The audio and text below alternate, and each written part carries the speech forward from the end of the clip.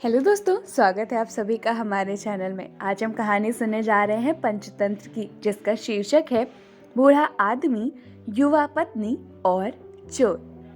किसी ग्राम में किसान दंपति रहा करते थे। किसान तो वृद्ध था, पर उसकी पत्नी युवती थी। अपने पति से संतुष्ट ना रहने के कारण किसान की पत्नी सदा पर पुरुष की टोह में रहती थी। इस कारण एक क्षण भी घर में नहीं ठहरती थी। एक दिन किसी ठग ने उसको घर से निकलते हुए देख लिया। उसने उसका पीछा किया और जब देखा कि वह एकांत में पहुंच गई, तो उसके सम्मुख जाकर उसने कहा, देखो, मेरी पत्नी का देहांत हो चुका है। मैं तुम पर अनुरक्त हूँ, मेरे साथ चलो। वह बोली, यदि ऐसी ही बात है तो मेरे पति के पास बहुत सा धन है। वृद्धावस्था के कारण वह हिलडुल नहीं सकता। मैं उसको लेकर आती हूँ, जिससे कि हमारा भविष्य सुखमय बीते।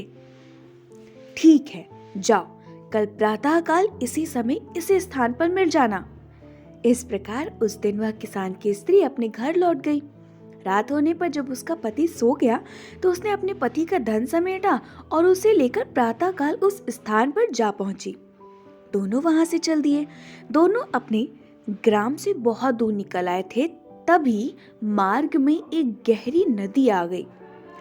उस समय उस ठग के मन में विचार आया कि इस औरत को अपने साथ ले जाकर मैं क्या करूंगा, और फिर इसको खोजता हुआ कोई इसके पीछे आ गया तो वैसे भी संकट ही है। अतः किसी प्रकार इससे सारा धन हथिया कर अपना पिंड छुड़ाना चाहिए। यह विचार कर उसने कहा, नदी बड़ी गहरी है, पहले मैं गठरी को उस पर रख आता हूँ, फिर तुमको अपनी पीठ पर लाद कर उस पार ले चलूंगा। दोनों को एक साथ ले जाना कठिन है ना। ठीक है, ऐसा ही करो।